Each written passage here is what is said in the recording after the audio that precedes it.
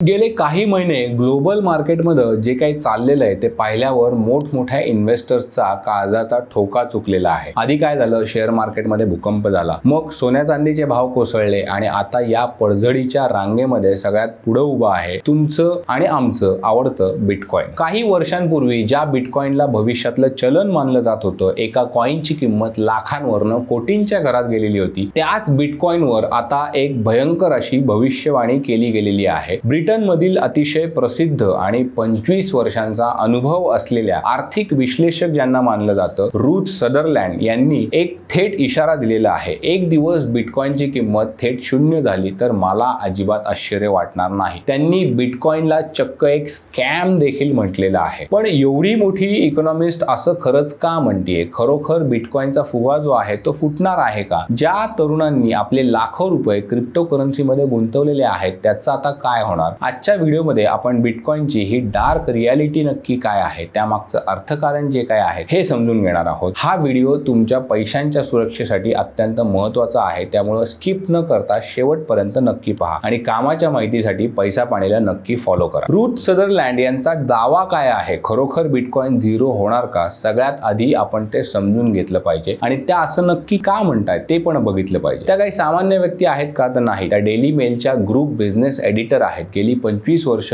त्यांनी अर्थव्यवस्थेचा अभ्यास केलेला आहे, आजही त्या अभ्यास करत आहेत। त्यांनी अत्यंत सोप्या शब्दामध्ये एकच गणित मांडलेलं आहे। जेव्हा तुम्ही शेअर मार्केटमध्ये एखाद्या कंपनीचे शेअर्स विकत घेता, म्हणजे रिलायन्स असेल, टाटा असेल, तेव्हा तुम्ही काय करता तर कंपनीमध्ये भागीदार होता। त्या कंपनीकडे फॅक्टरीज आहेत, त्यांचे प्रॉडक्ट्स आहेत आणि नफा देखील कमवला जातोय। जेव्हा तुम्ही बॉन्ड किंवा एफडी घेता तेव्हा तुम्ही बँक किंवा सरकारला व्याजासह पैसे परत देण्याची गॅरंटी तुम्ही सरकार देत असतं। सोनं खरेदी केले की तुमच्या हातामध्ये किमान एक धातू तरी असतो, फिजिकल ॲसेट असतो जो तुम्ही विकू शकता। डिजिटल गोल्ड तुम्ही विकू शकता। पण बिटकॉइन मध्ये काय आहे? काहीच नाही। यामध्ये कुठली कंपनी आहे का? नाही। मालमत्ता आहे का? नाही। सरकार आहे का? नाही। कुठली गॅरंटी आहे का? तर नाही। इथे आहे तो फक्त विश्वास। सदरलँड यांचं म्हणणं आहे की ज्या दिवशी लोकांचा हा विश्वास उडेल त्या दिवशी बिटकॉइनच्या खरेदीदारांची रांग जी आहे ती अचानक गायब होईल आणि जेव्हा खरेदीदार नसतो तेव्हा किंमत थेट शून्यावर येते। इथपर्यंत झालं। आता आकडे काय सांगतात ते आपण बघूयात। म्हणजे रूथ सदरलँड यांच्या दाव्यामध्ये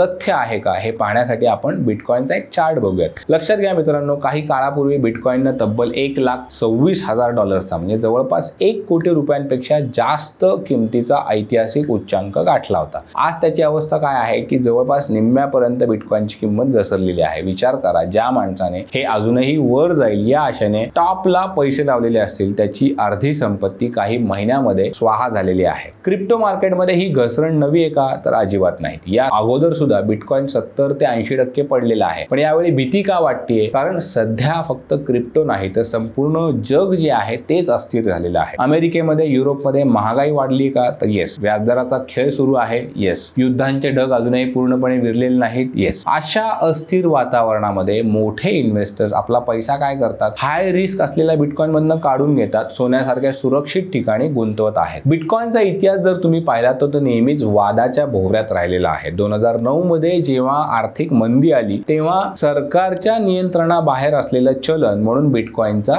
जन्म झाला। पण सुरुवातीच्या काळामध्ये त्याचा वापर जास्त होत होता आता नाही। ज्यांनी कोणी केला ते होते डार्क वेब वाले किंवा अंमली पदार्थांची तस्करी किंवा काळा पैसा पांढरा करणाऱ्या लोकांनी। हळूहळू मोठ्या कंपन्यांनी यामध्ये पैसा टाकला आणि हे एक मेनस्ट्रीम असं चलन व्हायला लागलं। पण लोकांचा विश्वास खऱ्या अर्थाने उडाला तो FTX या जगातल्या दुसऱ्या सर्वात मोठ्या क्रिप्टो एक्सचेंजच्या क्रॅश नंतर। सॅम बँकमन-फ्राइड या माणसाने लाखो लोकांची फसवणूक केली। रातोरात कंपनी बुडाली आणि सर्वसामान्य इन्व्हेस्टर्सचे आयुष्यभराचे पैसे अक्षरशः 0 झाले। या घटनेनं जगाला दाखवून दिलं की इथे तुमचा पैसा जो आहे तो जर बुडाला तर न्याय मागायला तुम्ही कुठल्याही पोलिसांकडे किंवा सेबी सारख्या संस्थांकडे जाऊ शकत नाही, कारण या मार्केटला कुणीही मालक नाहीये, कुठेही रेग्युलेटर नाहीये। जर आपण फ्युचर करन्सी म्हणून बिटकॉइनकडे पाहायला लागलो तर त्यामध्ये एक मोठा टेक्निकल प्रॉब्लेम आहे। का? तर विजा असेल किंवा मास्टर कार्ड असेल यासारख्या कंपन्या काय करतात की एका सेकंदात हजारो, लाखो, करोडो ट्रान्झॅक्शन्स करतात। बिटकॉइन एका सेकंदामध्ये फक्त 7 ट्रान्झॅक्शन करू शकतं। म्हणजे रोजच्या व्यवहारांसाठी जसं चहा, कॉफी पिण्यासाठी बिटकॉइन वापरणं प्रॅक्टिकली शक्य आहे का? तर तेवढं ते